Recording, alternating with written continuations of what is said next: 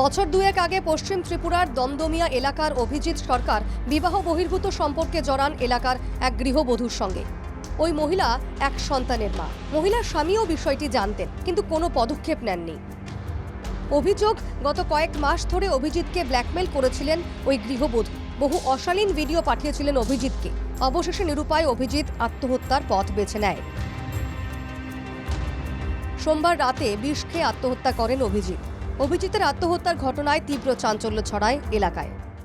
ঘটনা আমার মামাতো ভাই, তো বাড়ির পাশে একটা মহিলা, তো ওই মহিলারও কি সম্পর্ক আছে আমরা নিজেও জানি না।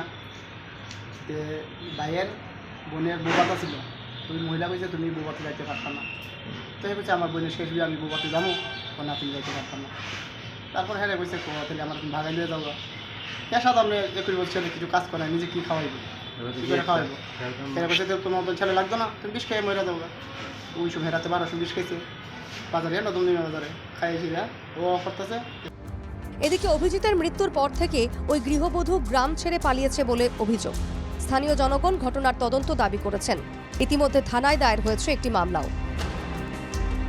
Bureau report, NKTV Bangla.